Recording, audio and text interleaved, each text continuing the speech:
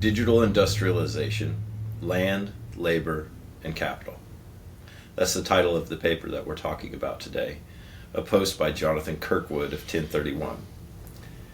He's got quite an interesting background, driving from medicine over into Bitcoin.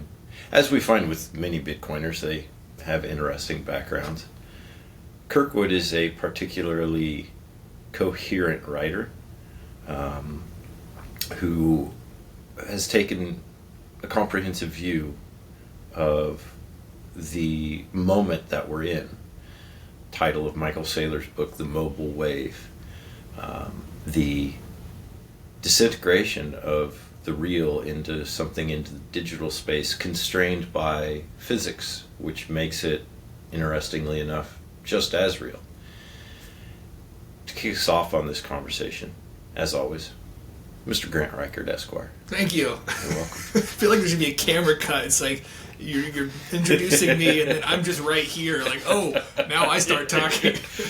Next time you can walk in. I'll introduce myself through a dramatic walk-in. No, this is an essay by Jonathan Kirkwood. You said coherent writer. I would also add eloquent. It's very well written, and I appreciate that. If you're going to go through the process of really picking an essay apart and analyzing it, it's good when it's good. It's fun when it's fun. And this essay was good and fun. So, digital industrialization, land, labor, and capital. I mean, overall, you kind of pointed to this with the title of Saylor's book. There's a trend where things are being digitized. Things which were real-world objects or affairs, projects, are being reduced to computational processes. This has been an ongoing thing. This essay is about how that reduction to computational process is affecting three things that were once or are key to business and industry: land, labor, and capital.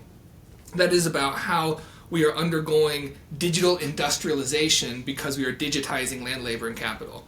So, digital industrialization. The basic trend of digital industrialization in each of these realms, land, labor, and capital, is that it makes something very abundant, and then this new abundance causes most value to flee to a new scarce thing related to that abundant thing. Some underlying constraint or aspect of the digitized thing which resists being made abundant. That's where most of the value ends up going in digital industrialization. Two other ways to put this: industrialization decentralizes one domain of a thing while then centralizing another aspect, or digital industrialization of something causes cost to collapse while scarcity consolidates value in another realm. The first example then is land. And this will give us a good idea of how this dynamic of digital industrialization functions in Kirkwood's estimation. So, digital industrialization digitizes land. How does it do that? Through the internet. The internet is the digitization of land in a sense. Location used to be very important in business and industry. You would have key ports where, for their location, they were kind of centers and hubs of transport and distribution. And at a smaller scale even, you want your brick and mortar storefront to be in the right place so the customers can find you, and so that you get there, you're visible and ease of kind of access to people you want to sell goods to. But when land digitizes, this changes. So last time we discussed Durgigi's essay, Bitcoin is time. In the digital realm, there is no space and time. In the digital realm, everything is everywhere all at once, in a sense. So when land digitizes through the internet, space disappears. Costs of distribution collapse, and we now have digital abundance. I'll pause there before. So I just want to see, like, is that the case that is what the internet does, in your estimation? Causes space to disappear and introduces a new dynamic then into business and industry? For the internet, absolutely. But to take it a step further, it appears that abundance always creates a new scarcity. So, yeah, abundance of calories, when we went from basically struggling for food, not having access to a whole lot of food, to now everyone has access to all kinds of cheap calories. That abundance created a new scarcity, which was physical health. Like, being fit today is now a luxury of the wealthy. Think about digitization of sex. So OnlyFans digitized, pornographic material. Obviously, they weren't the first, but they did it on a grand scale, and so they. I would say prostitution is what it digitized. But That yeah, you're right. That's probably way better. And so what became scarce now, I would say, is like modesty and and I don't know, whatever, good girls, or however you want to refer to that. Yeah. But it seems it's when we talk about Bitcoin, we always have these like recurring themes. There's recurring themes about proof of work, and you can see it everywhere. The proof of work that is the Bitcoin's consensus model is also the thing that leads you to a good life. Did you work out? Did you read? Did you go to sleep? Did you keep away from blue light? Like all of these things are proof of work that you're doing in your real life.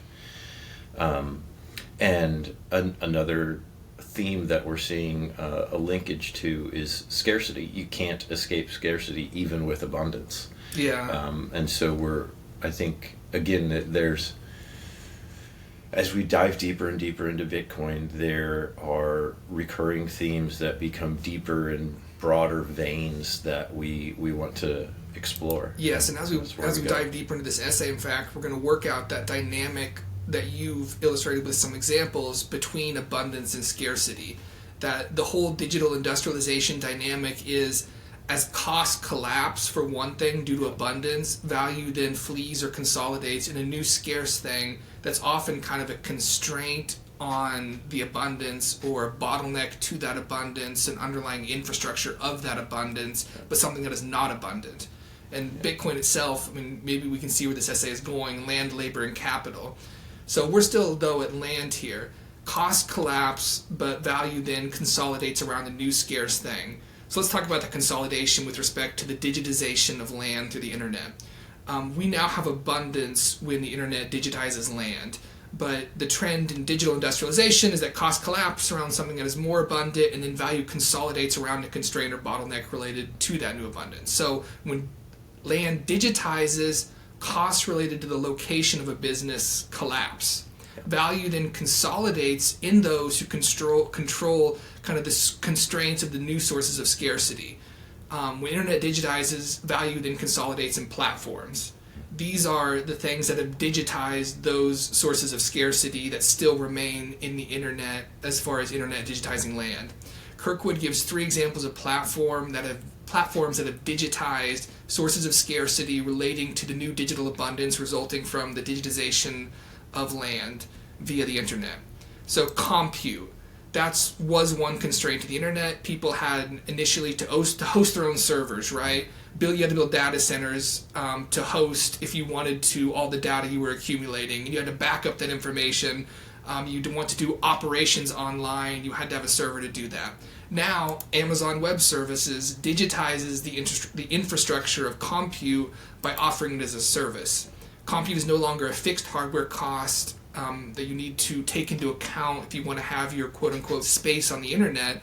You can instead scale compute up or down by turning a dial on how much you want to give Amazon Web Services or some other comparable provider. The capital expenditure then required to get into the internet, to move your business there, to enter the free market online goes way down. Another constraint is attention. So this is another source of abundance then, of scarcity related to digital abundance. There's only so much attention to go around. You can only attend to so many things. The rarity of attention, its finiteness, makes it valuable, makes it scarce, even as the internet makes other things abundant. Facebook then digitizes attention and converts it into a captured audience. Like with Amazon Web Services, you can now scale that up or down, the amount of attention that your business wants access to. Turning a dial, you can buy more targeted advertisements from the provider of attention, Facebook or Twitter or whoever, right? Facebook has then digitized a constraint upon the abundance of the internet and so captures value. Facebook has. One example, or another, final example we might say, we have compute, attention, new sources of scarcity. Another one is discovery that Kirkwood mentions. So when land is digitized by the internet, we can instantly teleport ourselves to some boutique store in Japan and buy a product from that store. But the question is, how do we even discover that store in the first place? Amongst all the other stores that now exist on the internet and that are around the world, how do we find that one store and how do they find us? The answer is something like Google. So Google indexes all that information online and makes discovery as easy as punching words into a box, which used to require kind of large fixed cost. You had to get maps maybe or guides, talk to people. Now you can, again, turn a dial, scale it up or down. The cost of discovery is as much as you want to give Google to be discovered. So those are three constraints upon the abundance provided by the internet's digitization of land: compute, attention, and discovery, and how the value of these things is now consolidated on giant platforms and offered to us as kind of a scalable dial-turning service. How much of it you want, you get that from these things. So that then, it can sound diabolical or good, but it's good in a sense in that it allows new businesses to appear with abundance. Overnight, you can launch a business onto the internet. You've removed lots of fixed cost of entry into the market, but then those businesses are fighting for scraps. Yeah. This new abundance has kind of made it so this abundance of businesses are competing with each other. Prices are going down. Meanwhile, as abundance causes costs to collapse for businesses, value then consolidates in new places with platforms like Amazon Web Services, Facebook, Google.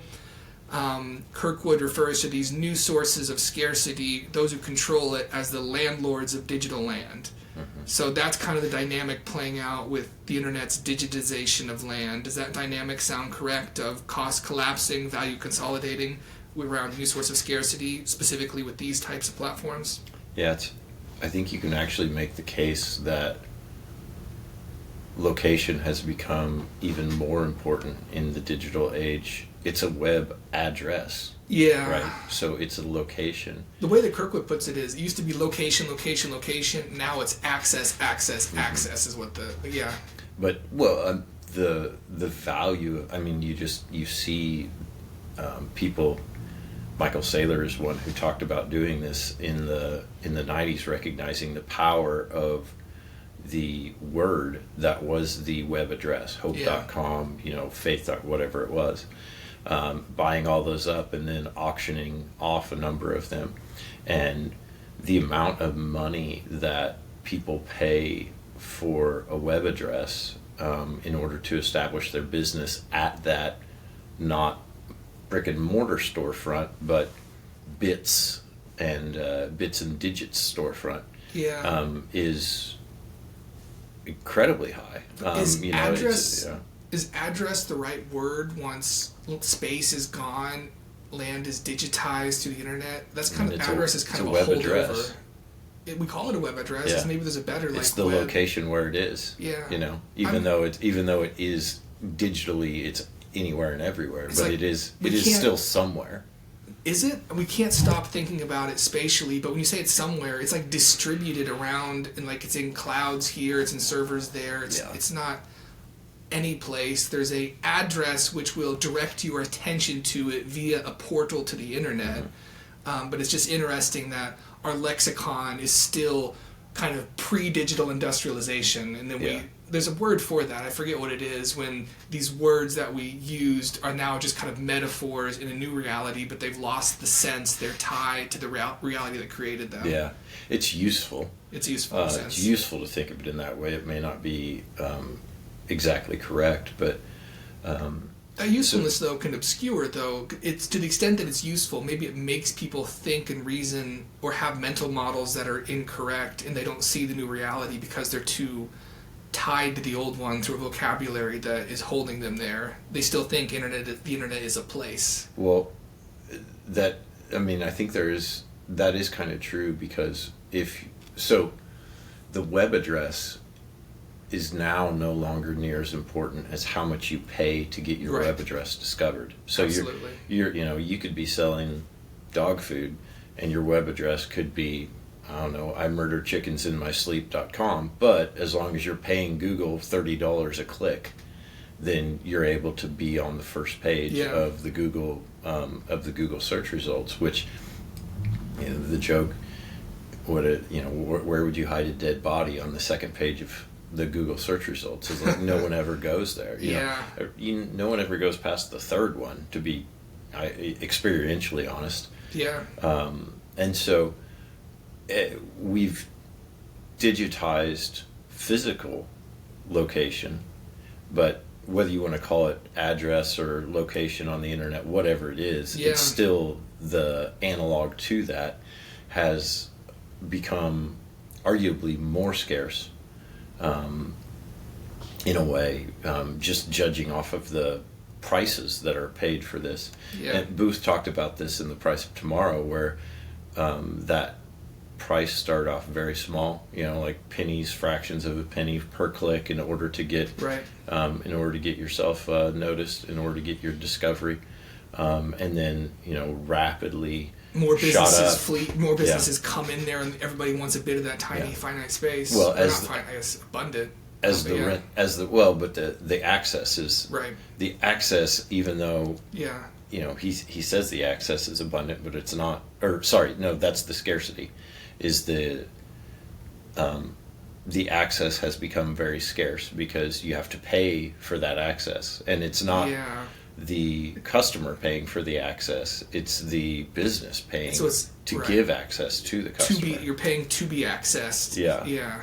Exactly. So, it's yet another. He refers to it as digital landlords, but it's another example of rent seeking, effectively, where it's like, we're here, we're charging you, we've got this thing. This is the capital, and except how for do to we the remove that? Except for to the extent that it's occurring outside of crony capitalism or political coercion. Maybe rent seeking is not the exact right word. It's like, if it is a free market dynamic that does lead to the rise of platforms as gatekeepers, in a sense, it's just like, this is what the free market will tend to do. It will create new monopolies. I think it's done that since quite some time. It tends to create new monopolies, but the monopolies have, a sense, created a whole new business model, a whole new business, and then new types of businesses arise in the orbit of the new monopoly created. If you look at Google search results, I would say that they are not only not devoid of crony capitalism and whatever it is absolutely not a free market. That's why people stop. That's why so many people, especially watching this, I would assume, are probably using something like Brave or using something like DuckDuckGo, because the search results became manipulated because of political ideals. Yeah. If you wanted to find something, what was the one? There was one like during the presidential race. I think if you Googled Trump, like the top result was like Kamala Harris's presidential website, Yeah. or candidacy website.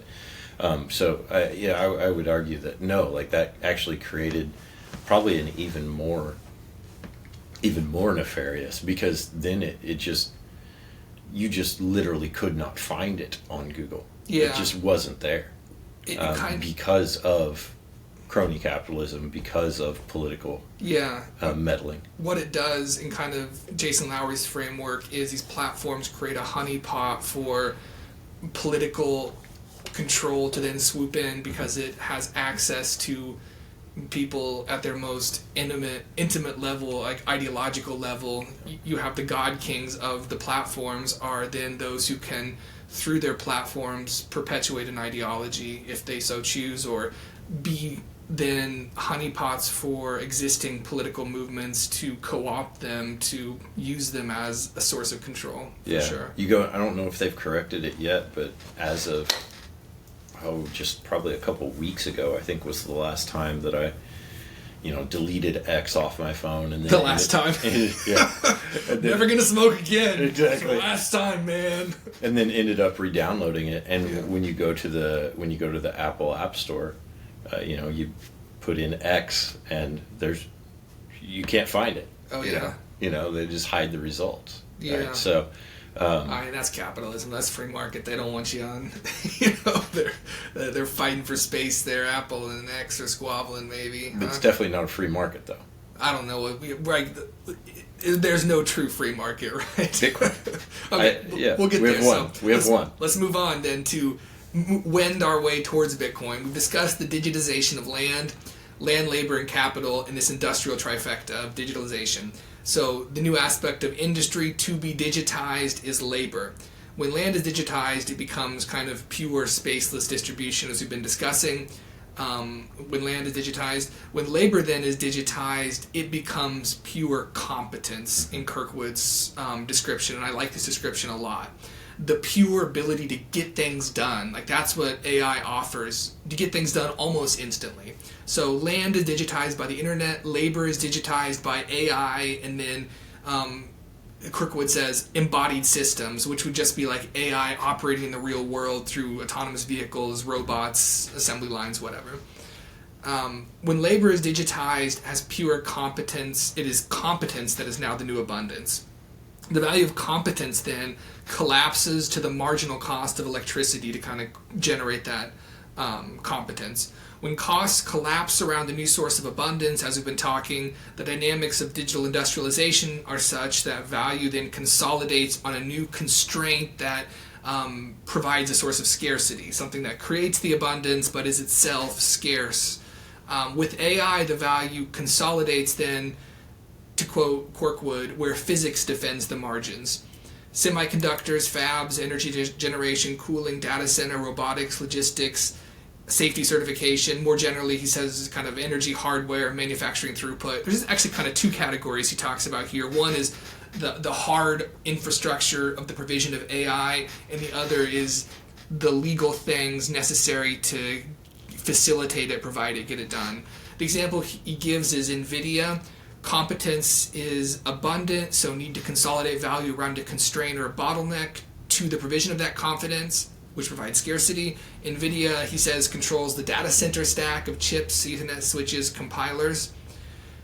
Digital land, digitized land, as we discussed, through the internet causes sort of gold rush or rush of new businesses into the spaceless space of the internet.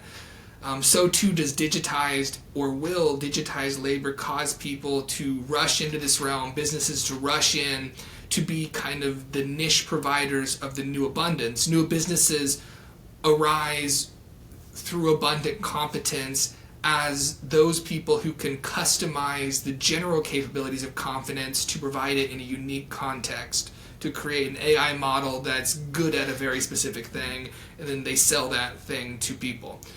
But as costs collapse with those kind of specialized users of confidence, those niche providers of confidence, value will then still continue to consolidate around those who control the provision of digital competence, those who are the infrastructure providers of abundance, the fixed cost of the hard things necessary to generate it.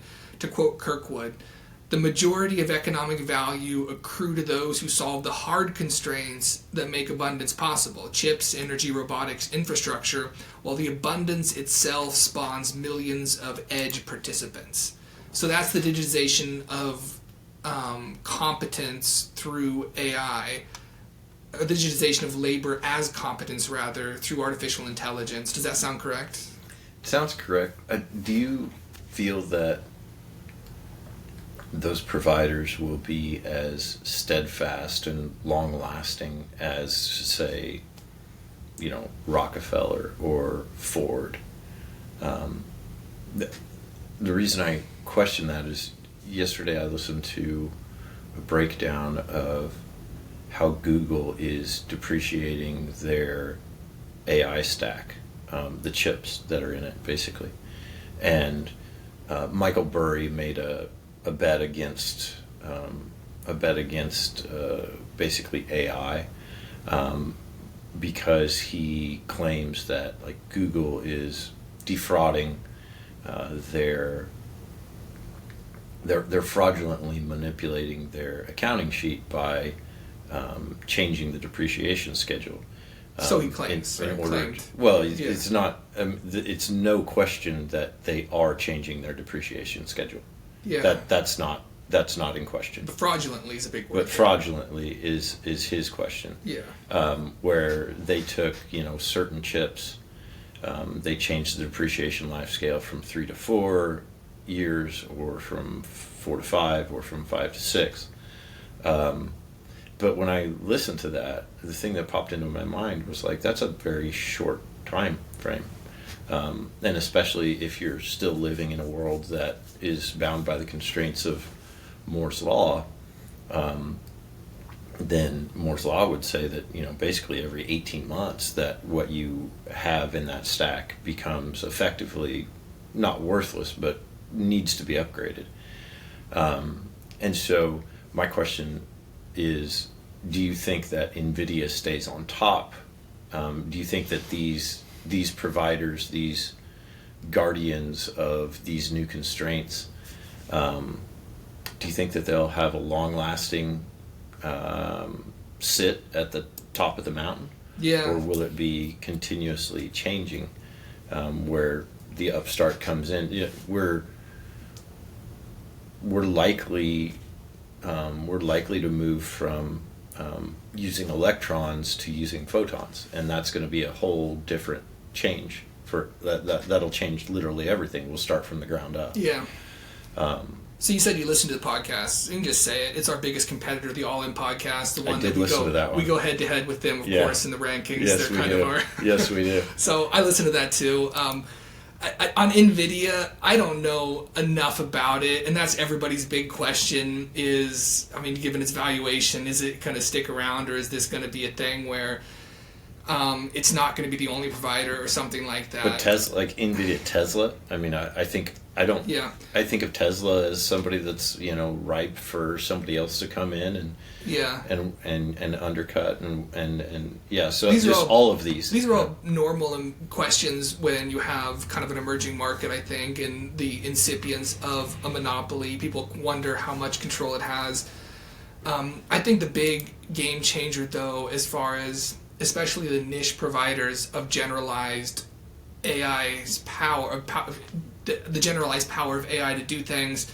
Kirkwood's kind of discussion of this is that we're going to have specific people who make it specialize it for niche purposes, right? You're going to be able to sell your AI to the Carpenters Guild for their specific purpose. Yeah, narrow AI. Yeah.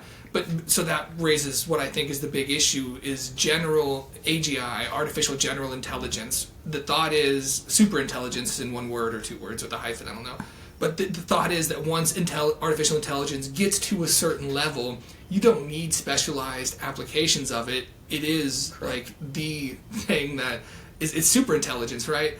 I think then the big scarcity or bottleneck is going to be people who have done a good job of siloing their internal databases and information such that it's not part of the model of that AI or something like that, so that you can't, the AI, it's super intelligence, but if it just lacks a certain subset of knowledge to be part of its like token database, however that works, I think people who have that scarcity of information that they've protected, air gapped or whatever, can then take the AI, make a local model, and then provide some sort of service to people based on the information that they have cordoned off from being harvested.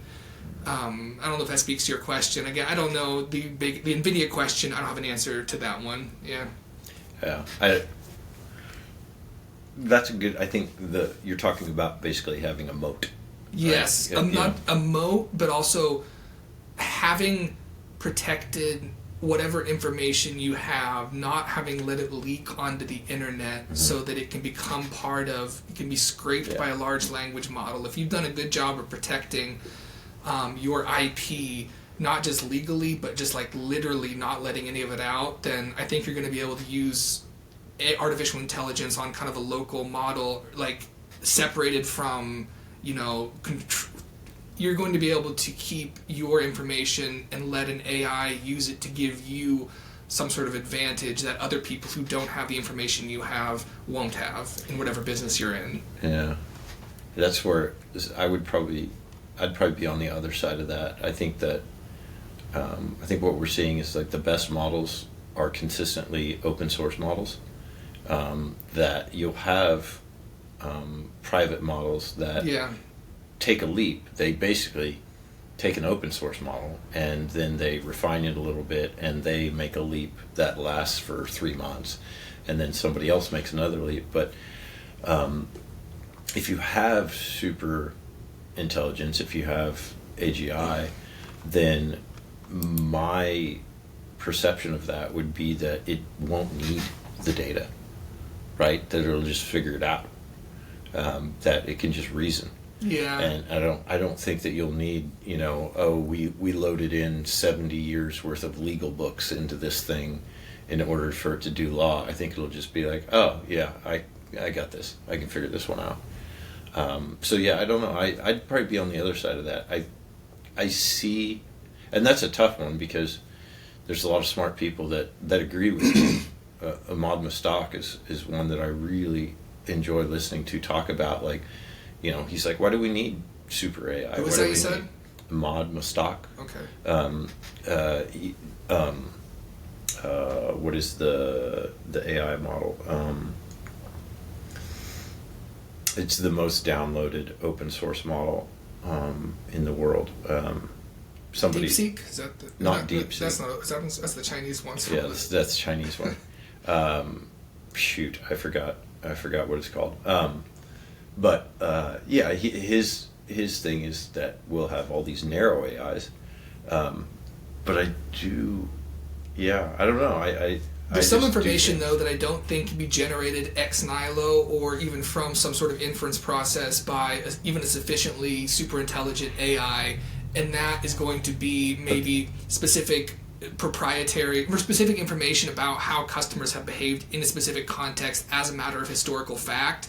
If you've saved that and nobody else has, or even as a legal product, if you have generated novel legal products, including perhaps based on contingent historical facts, like the way that the judge has decided that's not public, things like that, an AI maybe you can't generate those historical facts that you've captured and preserved and firewalled, if that makes sense. What would be an example of a judgment that's not public other than secret war courts? No, so in immigration court where I was practicing asylum cases, those types of decisions were not public. You can imagine somebody seeking asylum, you don't want that to be public if you fear a foreign government. So within immigration, a lot of that is not public because it's not in a public database, and also because it's distributed across a lot of different bureaucracies, and that they don't intercommunicate and they don't provide that information publicly. You can get maybe some of it through a FOIA, heavily redacted. But I think that just given the siloed nature of our bureaucracy, people who have been interacting with it, but then saving their own results internally, might have a step up on an AI that can't, again, from some general inference process, generate contingent historical facts about what actually happened. Yeah, that siloed nature of our bureaucracy is what's crumbling because of the internet. It's what's, this is Balaji's case for why the network state rises, is because the internet has eaten away at all of the ability for one centralized power to have a monopoly on information. I mean, I when I hear you talk about law and say like, oh, well, here's the example, I get that because that's what you're familiar with, but also it's, I think that it's one of those things where people always say like, oh, well, it can replace everything but what I do, because everybody thinks that what they do has some sort of like special, some sort of like unique thing about it, where you've got somebody sitting next to them that's involved in a different industry, and they say, well, it can replace everything but what I do. Yeah. And so, yeah, Kirkwood here talks about so. two hard constraints, like the time physics constraint, and he also says regulation in here. And there is just, if there is still going to be the requirement that a lawyer sign off on something, it would be like a legal requirement, like you have to have a driver in an autonomous vehicle, which can seem ridiculous and redundant, but that does seem like one of the likely ways we might move, where a human being, you have to keep a human being in the loop in certain processes, because you have to have somebody you can blame at the end of the day. Things that involve deep issues of ethics, for example, might require that there be a moral agent in the loop. And that's where, like, in areas like law, there's codes of ethics, and you can hold an individual responsible if you have some aberrant result, whereas with an AI, it's just like, oh, we goofed. But we've already got multiple states that have removed the human from the car. Like yeah, no, the car is less of an example than the attorney, I think, and certain processes again where it comes. But the ethics are more easily bound in code than they are in an individual. Especially lawyers. I disagree because you can never have a sufficiently defined set of rules to cover every possible set of instances, because reality constantly generates new context that exceeds the rules, and it takes, at the end of the day, kind of leaps of intuition or even just like judgments. We're now going to do things this way. The bramble bush of laws, what has been called the common laws, development and organic development over time, guided by legal tastemakers who kind of sniff the wind for the way things should go, extend principles in a sense, but operate outside of. Sometimes they have to create new rules about how things will be applied, and so I've just heard it noted that tastemakers in every realm will still be utilized to kind of guide AI for human purposes. It's going to be the AI producing everything, but there's going to be a stamp from a human that says, we like this result of the infinite set of results you produced for us. In the legal realm, maybe 99% of the attorneys are gone, but you still have kind of the judges or something like that stamping certain processes.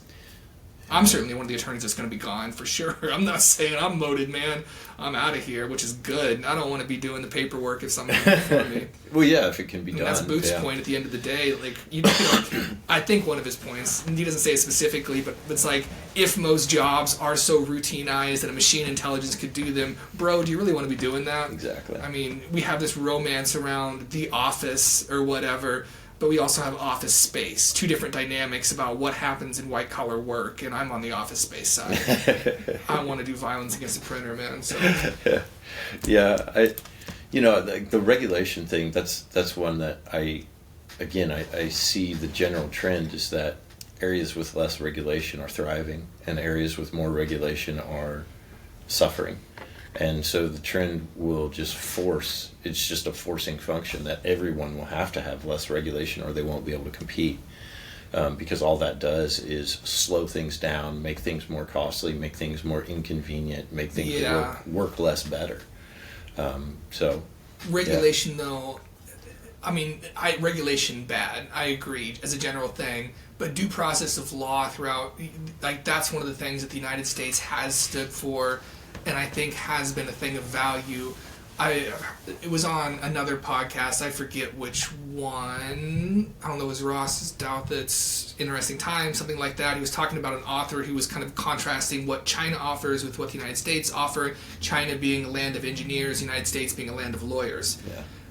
There's something good that lawyers do, despite how much they're maligned, which is due process, the protection of individual rights, these insisting that if you're going to put an innocent person in a cage, or a person in a cage, you have to go through certain processes, where a society of engineers may be more utilitarian and more inclined to let human rights kind of disappear, because human rights are kind of a romantic fiction that's only preserved by law and rely on things like human dignity and things like that. I mean, it's getting far afield, but that's the field I've landed in, I guess. Yeah, it doesn't have to be one or the other. Like, it doesn't have to be a land of one, of engineers or of law. Like, the United States will fail if they do not accept that they need to be a land of engineers and not a land of law. But both. You said, but like, you have blended. You have to have both. Yes. Yeah, and you have to have both. Sufficiently humanized engineers, maybe. Yeah.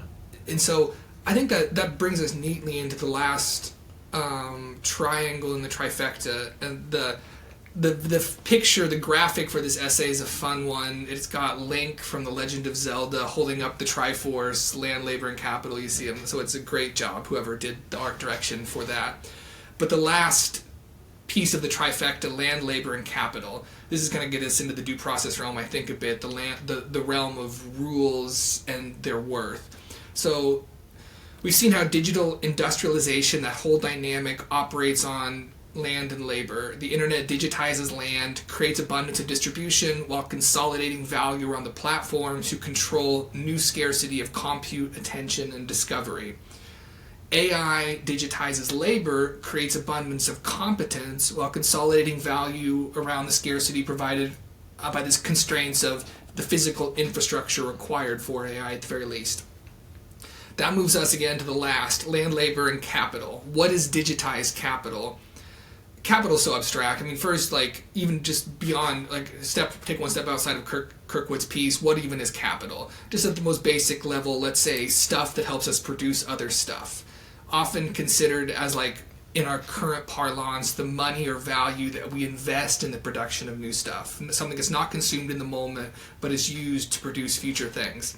More basically, we might say capital in the form of investment, to move back into Kirkwood's piece, is a sort of stored trust or credibility.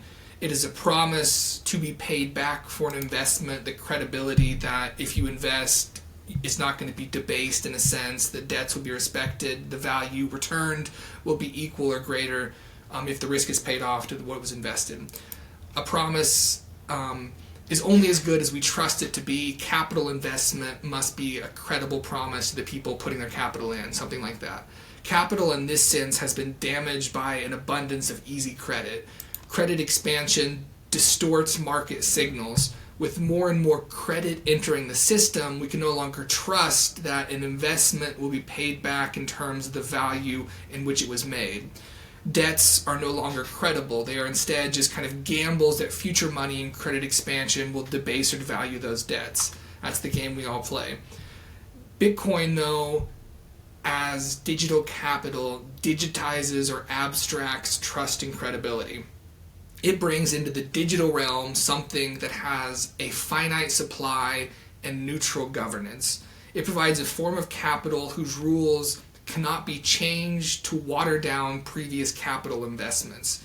Bitcoin reduces the cost involved in trusting somebody. There's always costs when you trust somebody. We talked about this with Samson's piece. That's like the whole drive of our evolution as social species, is the resolution of the question, who can I trust? Because the stakes are incredibly high. If you trust the wrong person or thing, you're done for. We're apex predators and we will eat each other if we're given the chance. So Bitcoin, though, reduces the cost involved in trusting someone. You can trust that an investment or debt won't be washed away by printing more Bitcoin. So there's just like base level trust right there. Credibility and trust are also scalable. Again, that dial we've kind of been picturing to the providers of a new form of value. Credibility and trust are scalable down to an individual's savings. I can pop $5 into Bitcoin and have made a capital investment I can trust. That's credible. And then scalable up to nation states. Before, it is currently incredibly costly to trust your government, to trust the nation state, right? We try to constrain them, and this is what we were just talking about, we try to constrain them with policy. But all financial regulation just leads to more. The more you try to close the loopholes, you create new ones, you lead to new insiders and favoritism and exceptions. We saw that in the 2008 bailouts, right? Like, that's what happens when you try to regulate your way to fairness. You end up with people who are on the inside of that fairness, right? The Cantillon effect in 2 words. But with Bitcoin, the costs of trust can now collapse. Bitcoin, to quote Kirkwood, Bitcoin removes discretion that corrodes trust and replaces it with rules anyone can verify, thereby creating more trust than any policy regime can enforce. What do collapsing costs look like in this realm? We get rid of credit card fees. Square is doing this right now, man. Yeah. There's an operation on the ground to get merchants to operate on Bitcoin. You get rid of financial middlemen of all sorts. We get rid of potentially central banks, those who predate upon all of us, manipulate the currency, operate the currency. The currency's rules are set. We don't need you guys anymore. You get rid of financial lobbying related to that. As these costs collapse, getting rid of these financial middlemen, financial overseers, value now consolidates around new scarcity relative to the use of Bitcoin. Kirkwood mentions the investments that 1031, his, along with other people's kind of venture capital or investment firm, I don't know how you phrase that, Bitcoin infrastructure. That's going to be, again, the infrastructure that provides something of a new form of abundance is usually a source on the other models of value. So these are things related to Bitcoin like custody, transaction speed, integration with commerce, facilitating chain auditing and transparency, the things that help us use Bitcoin better. Another strategy, if you aren't going to be a Bitcoin builder, and most people will just, probably will not, you can, Kirkwood notes, exchange a small portion of today's equity for digital capital while the option remains mispriced. So we can all at this moment buy $5 of Bitcoin, buy $10 of Bitcoin, just make the purchase of Bitcoin directly at a moment where there's still that speculative attack we can all do on a personal level, essentially. Two final quotes I think just tie the whole piece together. One quote, "The future belongs to those who preserve rather than print, whose assets appreciate in credibility as their operations scale." And then finally, "The old economy was built on leverage against insider favors, while the new one will be built on equitable digital capital." So Bitcoin is digital capital, Bitcoin as consolidating value around credibility and trust. Does that make sense? Something like that? Yeah, I like the credibility take. Mm-hmm. I remember when I first discovered Bitcoin, and you have these flood of realizations, that the world is going to be able to transact freely, that you're going to be dissolving all of these extractive economies, real estate agents. What do you need a real estate agent for if you have a smart contract? The legal system. What do you need a $1,000 an hour lawyer for if you have a AI that you can utilize for pennies? Accounting. An AI will do a far better job of that. And so I remember going through this, and I came out at the end of it, and I remember that I had written down that the only thing valuable, or that the most valuable thing in the future would be reputation, would simply be people that do what they say, that consistently are honest, that are willing to put that reputation on the line in order to be in the right place before everyone else discovers that that's the right place. And I think that's a neat little analog with credibility and reputation. Kirkwood is using credibility more in terms of the credibility of the asset and the credibility of the ability to pay back the debt. Why do I need a 32-page loan application and a business plan if I can show you that I have the collateral, the Bitcoin, on chain?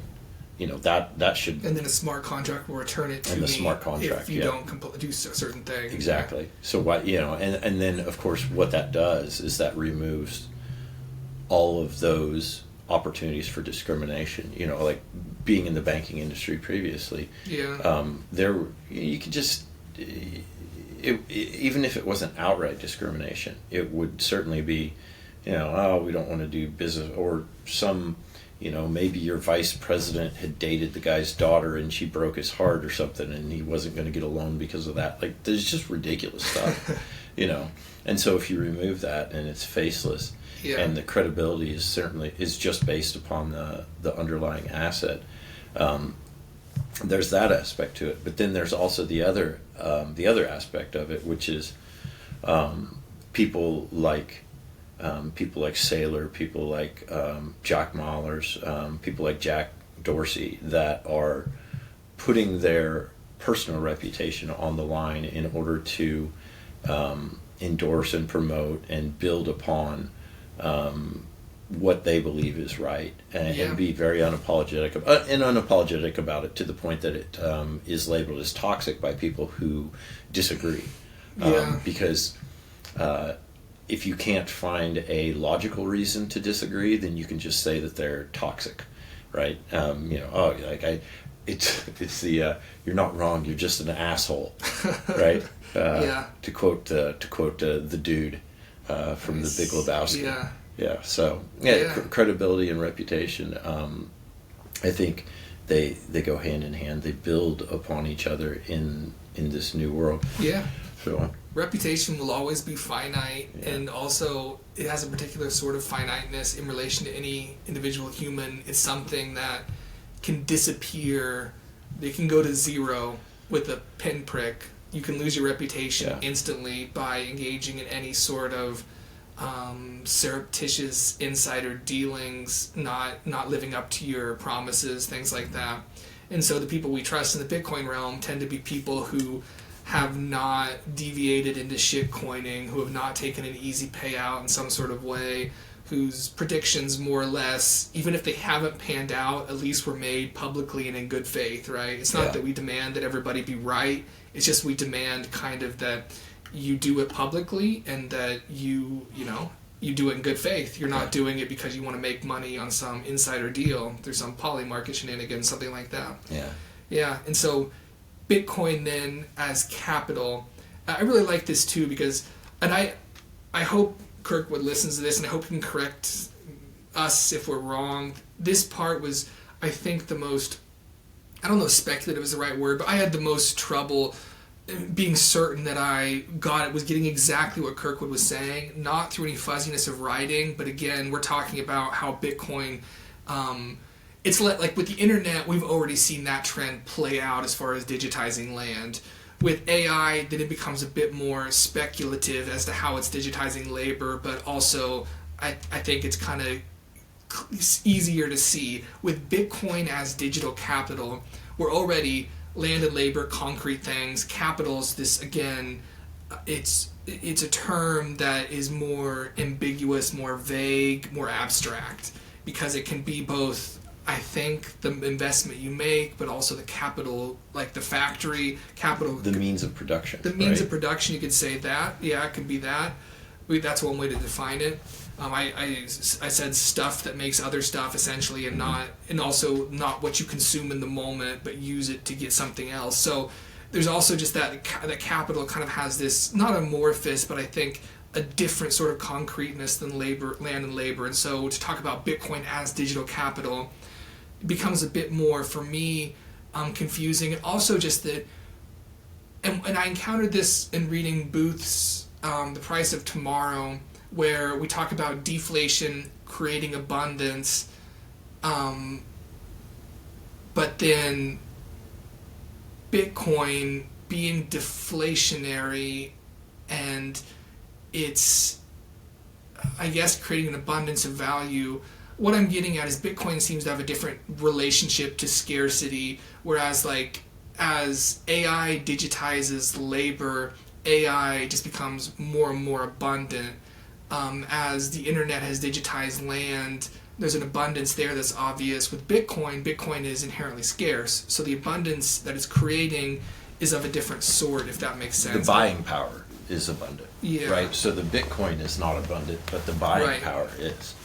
So that's where you're focusing on now is like, and I think I think you're right to be fuzzy about this because I think that knowledge and understanding of capital and what capital is, capital markets, and how to utilize it, I think that has been intentionally obfuscated from the majority of the world in order to kind of keep the facade going.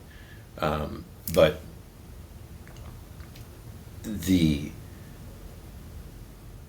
to me, it's actually easier to see. Like right now, I would say that I don't know. None of it's very hard for me to comprehend. You know, I can easily see the self-driving semi. I can easily see the robot stocking the shelves. You can physically imagine that. You can have pictures and images of it. Yeah. And I can. What does capital look like in your mind? So what capital looks like to me, and that's where I would say that this one's easier to see because this one, to me, has already come to fruition. Yeah. Whereas I'm still I'm still unsure as to when the robot is a better electrician. Yeah. Or a better plumber. Yes. Like those things I'm a little iffy on. But as far as Bitcoin being better capital, I think when I listen to Strategy's Q3 earnings call and listen to, again, the description of how Stretch, the product that Michael Saylor is going all in on, it's a direct competitor to the treasuries, to the bonds, to this income market, and it's doing it 4 times. It's paying 4 times as much, 4 to 5, 4 to 6 times as much. But even the terms in which you're explaining that now, treasuries and bonds, these are also abstractions in a for way most that people. For me certainly, and they're not in the way that. Again, I can easily picture as literally create a mental image of an autonomous driving vehicle. Like, you just imagine the vehicle driving without a person. I can, comprehend visually in internal space what a digital electrician is going to look like. I've seen the Jetsons. I know how this works out. It's like, as far as creating an internal mental movie and a model in that sense, picturing Bitcoin, a digital protocol, an abstraction in that sense, as digital capital and another abstraction, for me is very difficult. And so to understand it becomes difficult in a good sense. I mean, this is like, it's something that we need to seek to educate ourselves on. Relatedly, for Halloween, my costume was autonomous capital to a long story I won't recount, to a Halloween party I didn't end up going to. Kind of related to the fact that I chose to go with digital capital. What did I do? How did I visualize this? I duct taped a keyboard to my chest and wrote autonomous capital on the duct tape. So part of embarrassment about my own inability to visualize autonomous capital, I did not go to this party. Had I been able, like you, to more concretely imagine to myself what autonomous capital would look like, probably not a computer keyboard duct taped to a man's chest. It would probably be something different. So having the difficulty to visualize the argument, or rather, as you understand the pieces of what Kirkwood is saying here, we have to kind of use metaphors and analogies, and so tying it back to credibility and reputation helps. Yeah. I think, hearing you talk about this, I think the reason why it's difficult to understand is that we have very easy to understand analogs for the digitization of land, because we knew what land and location and digital storefronts were. Right. And now we're applying that to the internet. And it's very easy for us to comprehend the digitization of labor because we know what labor is. And, there's the guy scooping snow and there's the guy fixing the car, and we can apply that over there. I don't think that the struggle is in understanding capital in terms of the future sense. I think the struggle is that no one understands capital in the current sense. For sure. Because no one has an understanding of how the current dollar system works, how fiat money works. I put up when I taught the course on, I think it was on money, or it might have been on Bitcoin, but either way, I put up a graphic of how Bitcoin works, the proof of work protocol and the consensus and the Merkle tree and everything. Yeah. And you can logically follow that through. And some of these terms are foreign, but when you talk about what they do, then it's easy to understand. And then side by side, I put up a graphic of how the fiat system works. And it looks like somebody took 30 jigsaw puzzles and messed up all the pieces and then tried to put a puzzle together with all the different pieces from all the different puzzles. And those are just the puzzles we know about. Exactly, we don't even know. Yeah, the shadow banking system, everything that's involved with that, it is impossible to comprehend. And I think that it's no wonder that the people that are, I don't want to say destroying that system because it destroys itself, but the people that are shedding light upon how inefficient that model is are all engineers. Not all, but by and large, they're either engineers or they're people that are just straight up first principles thinkers. And they're going in there with an engineering mindset. And they are doing what Elon says to do, which is, remove the part. Like, first, don't optimize the part, question why it exists in the first place, and if there's a way to get rid of it, get rid of it. Yeah.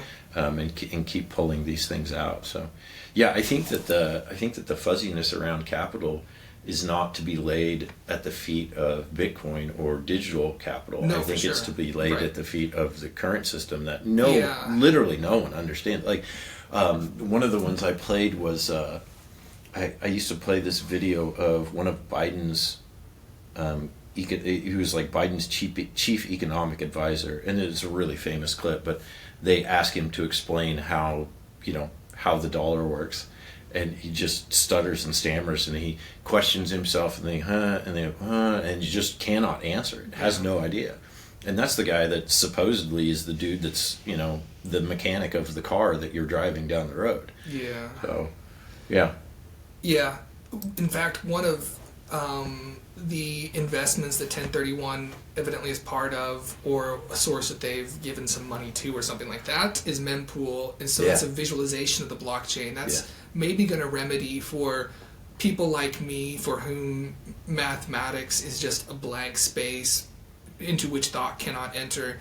That will provide something to put in that space. If you can visualize certain operations of the blockchain, it becomes a more real thing. I can see how blocks are processed, how the transactions go into them, and then suddenly it's like, now it makes sense. Can we define mempool? No, Okay. it's like a It's the transactions that are coming in, right? So what mempool is, literally the mempool structure for Bitcoin, right? Where the pending transactions are that are going to be added to blocks. Yeah. Yep. So you can see that. So it's basically like being able to, again, we're all comparing this to something that is imperfect, but it would be like if you could just tap into a website and you could see all of the pending transactions in the world for the dollar. Yeah. Here's a guy in Italy that just bought a coffee, and here's a dude in Miami that just bought a Lamborghini. Yeah. And all these things are pending to go through and waiting to be confirmed.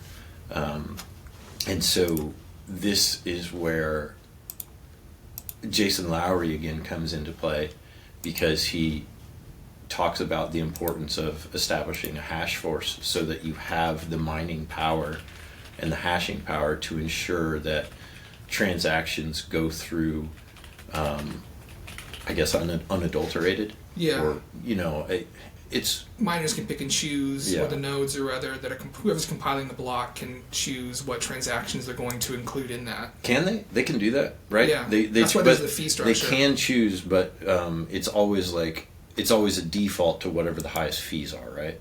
I don't know how that operates. I mean, I suppose there's some background software determining what transactions are going to put into it, because there's not like a human guy picking and choosing. They probably do default as a decision mechanism to highest fees. Because the thing is, as a miner, you're agnostic to the transactions that are going through.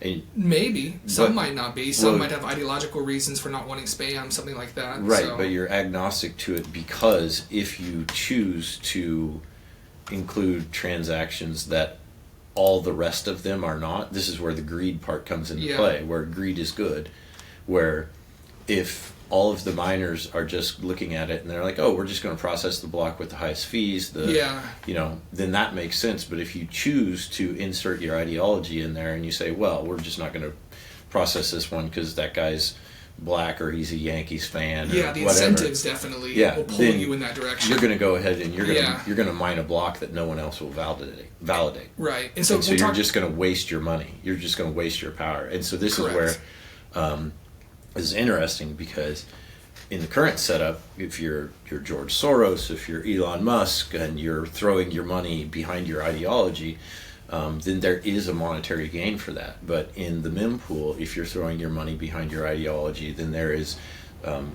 guaranteed really a loss. Like you're just, all you're doing is just pissing in the wind. Yeah. A loss in terms of the money, the Bitcoin you could have, and the processing power that you use in order to mine a useless block. And just to draw a distinction, why I said so. Mempool, one thing is the actual operation of the Bitcoin protocol, having transactions in a thing that I guess is referred to as a mempool. The other thing is the website mempool.space, which is like the visualization of what is the abstract process. And my understanding, that's what 1031, I guess, is like funding. It's not funding the literal operation of the mempool and the Bitcoin protocol. Just to be clear on that, it's funding this visualization of it. Yeah, because the operation of transactions is self-funding. Yeah, it's part of the Bitcoin protocol. Yep. Yeah, and I just think these visualizations are so important. That's why I'm bullish in a sense on like art as in culture as the next adoption stage of Bitcoin. You noted that kind of engineers are the first wave of people pointing out the flaws in the monetary system, and therefore also kind of how Bitcoin is a solution to those flaws. But there's people like me who that they're just not speaking the language I understand. Artists, those people who create culture and can translate those things into metaphors and narratives and compelling images, that's where you get more mass adoption. And so that's like 1031, if you're listening, what you should be doing is finding a Christopher Nolan. If there was a movie that was from a great director, if I had all the money in the world, I would definitely have Christopher Nolan make a Bitcoin movie. Like, that would be the biggest investment for the future of Bitcoin there could be. I don't know if Christopher Nolan's the right example, because no one's ever understood any movie he made. He is at the right nexus of good movie and mass movie.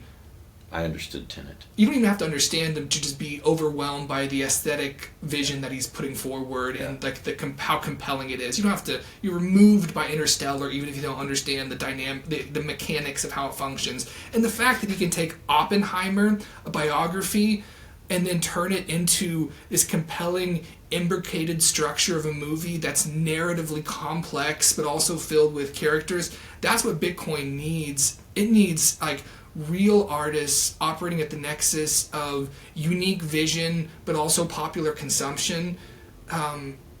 So somebody buy Christopher Nolan. Like, I don't know how much one of those costs, but Denis Villeneuve, that you do him, man, that's 100%. He's that dude. That dude's an engineer. I just saw yesterday. I saw a picture of the paper that he hand drew out, the logical steps of the dream levels in not Tenet, but what's Interstellar? No, Inception. Yeah, where it's just down and it's just logic all the way through. Yeah, and it's so cool. And comedians are that way too. You know, talking about art, like comedy is inherently logic, because what you're doing, like you're today's comedians are merely the children of the court jester, which the court jester was just pointing out the logical fallacies of the king. Yeah. So it's all logic based, because you cannot. The best comedy comes from noting the absurdity, from noting the departure from logic, or for like the rules for thee and none for me type of thing. So I agree. Like, I'm good with it. Let's have a Christopher Nolan Bitcoin movie. Yeah, and I think it's important. And one important aspect of that, there is fantastic Bitcoin art right now, but it tends to be art made for Bitcoiners. Yes. They understand it. It's legible to them because they understand the symbols and the inside memes that kind of make it artistic. There needs to be normie art, or just art as such, but that has an underlying Bitcoin message without being corrupted by that message, because art needs to be non-instrumental in a certain sense. It needs to be art for art's sake and not art because you want that's propaganda, if you want art to tell somebody something. And so if you have money and want to fund something, fund a real artist who is making something that speaks to all people, but that also comes from a space that is based in Bitcoiner values, right? Hi, I'm Lucas, and I make music about Bitcoin that you wouldn't know was about Bitcoin. This is very true. It's a great example. Send it my way. Literally, you have a song that it doesn't mention Bitcoin at all, but it's about Bitcoin. It's about the underlying principles of Bitcoin. It's so, like, I think of like Taylor Swift music, where like people can appreciate Taylor Swift music as art. They can just like the music, but then you have the people that are the Bitcoin maxi equivalent of a Taylor Swift fan, the Swifties. Yes. And they, to look into, if you ever are unfortunate enough to have one of these pop up in your feed where somebody is explaining all of the Easter eggs and all of the hidden things that she puts into her music, it's 30 level, it's Christopher Nolan level deep. Yeah. But that is exactly what you're talking about, is that what we need is something that the surface level can be appreciated, where it's not all the way down at the maxi level, that we have to extrapolate upward towards the ignorant, I suppose. Yeah. Maybe would be the way to say it. Yeah. It moves people literally, emotionally, and then also kind of moves them towards a space where they're more disposed to understand or accept something like a decentralized digital currency. Yeah. Yeah. Yeah. No, this was a fun essay. Again, fun in the sense of very well written. I gave a couple of quotes here, but it just... Kirkwood's a very good writer. I don't know, maybe I wouldn't expect it of a former doctor, but doctors are usually very intelligent people, so I don't know why. I wouldn't expect well, if he'd it. handwritten it. Yeah, right, then you can read it. But as a doctor and investor, he's also a rhetorician and a really good writer. Check out the essay, because it's also, we spent an hour and change here talking about it, but the essay is actually very short. It's like 3 pages. Yeah, probably. And so it's not gilded with a bunch of like rhetoric that's not necessary, but what is put in there in the argument is well written. So yeah, he's one of those people that you could take this and you could make it into a book and add the requisite 260 pages of fluff. But he's like, just good examples. This is the yeah. Because I also think that like this is almost like The Price of Tomorrow. This reminds me a lot of The Price of Tomorrow. It's the condensed version. It's somewhat. It's kind of a condensed version. It's unique. It makes different observations that are not found in The Price of Tomorrow, but they're kind of in the same vein. And so, if you liked Booth's The Price of Tomorrow and who didn't, then definitely check out this piece. Yeah. So absolutely. Yeah. I don't know what else, man. Random question: did you understand Interstellar? I did not. It's been a long time since I saw it. Understanding it is less important than being moved by it. What is to understand is the human dynamics in it of how we deal with love and absence. Because if you're trying to get at Interstellar by trying to understand quantum dynamics or quantum mechanics or whatever, you've totally missed the point of the movie. It's not about whatever science that makes it like plausible, quote unquote. It's about human relationships. Yes and no. So I understand that. I get that, or I don't understand it, but I get what you're saying.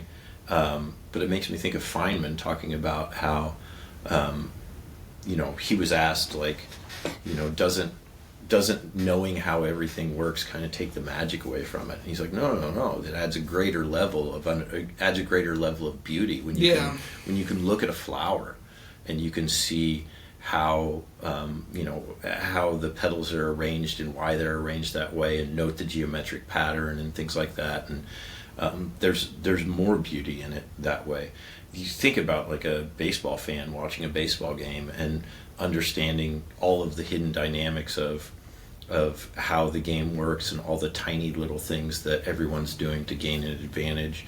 I just watched the movie F1, which is about F1 racing with Brad Pitt in it, and it's a great movie because it takes you into the kind of like the hidden strategy of how you can sort of manipulate the field in order to push one teammate to the front, while maybe sacrificing the other and things like that. So, but in order to do that, you have to understand the mechanics, you have to understand the physics, you have to understand the underlying science and the nature of how those things work. But as a viewer, you don't. What is compelling to the viewer is the aesthetics of competence. When you watch that movie, it's compelling to see competent people doing competent things. That's an enjoyable thing to watch. Mm-hmm. I don't have to understand how a carpenter who's really good is able to do what they're doing, but I watch a video of them doing it, and it's an aesthetic experience because humans appreciate competence. And so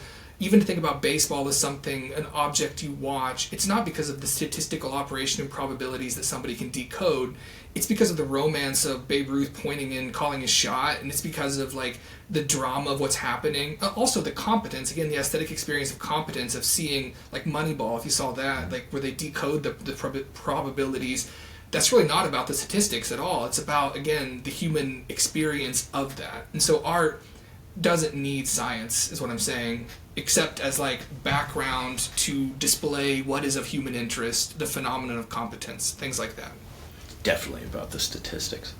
About in the most 100% attenuated about the sense. statistics. About in the most, you would not read a book about statistics and have the same experience you get watching a narrative of human beings applying that in a certain realm, is what I'm saying. Yeah, you can't have one without the other. By the way, that entire field is called sabermetrics, which is the statistics of baseball at that Yeah. type of level, where you're, instead of focusing on like runs and stolen bases, you're focusing on launch angle and exit velocity and things like that. Created by a dude from Kansas.